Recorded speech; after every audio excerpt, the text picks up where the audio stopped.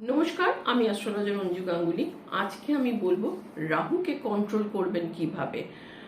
আপনার ন্যাটাল চার্টে যদি রাহু অশুভ জায়গায় থাকে তাহলে কিন্তু আপনার নানান রকমের বাধা বিঘ্ন কিন্তু আপনার জীবনে আসবে, আপনার মধ্যে ভ্রম সৃষ্টি হবে।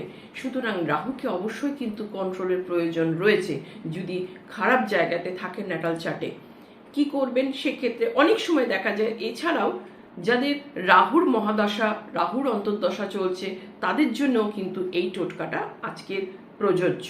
এটা কিন্তু আপনারা করতে পারেন। কি করবেন না, যাদের রাহু নিয়ে নানান রকমের সমস্যায় ভোগ করছেন, রাহুর দশা অন্তর্দশা চলছে, তারা সর্বসময় কিন্তু একটা ময়ূরের পালক রাখবেন। কেন? কারণ মনে রাখবেন, শিবজির গলায় যে সাপটি থাকে সেই সাপটি হচ্ছে কিন্তু রাহু, সাপের মুখটি হচ্ছে রাহু কিন্তু, এবং একমাত্র ময়ূর কিন্তু সাপকে দংশন করতে পারে। সুতরাং আপনার কাছে ময়ূরের পালক সর্বদা রাখবেন, আপনার সঙ্গে রাখবেন।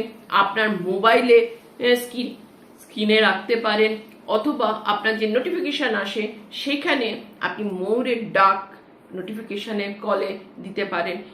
সুতরাং আপনি যতটা পারবেন এই ময়ূরের পালকের উপর থাকুন, দেখুন আপনার রাহু অন্তর্দশাতে অনেকখানি উপকার পাবেন। আর সবসময় বাথরুমে যখন যাবেন তার আগে একটু কর্পূর আর লবঙ্গ আপনি বাথরুমে জ্বালিয়ে নেবেন। যতটা পারবেন বাথরুমের কাজ কিন্তু তাড়াতাড়ি করার চেষ্টা করবেন। তার কারণ হচ্ছে রাহু কিন্তু চায় সবসময় অন্ধকার জায়গা, যত অন্ধকার থাকবে তত কিন্তু রাহু ভীষণভাবে অ্যাক্টিভ হয়। রাহু চায় যে লাইট জ্বালিও না, কিছু করো না, আমি তোমার সঙ্গে থাকবো।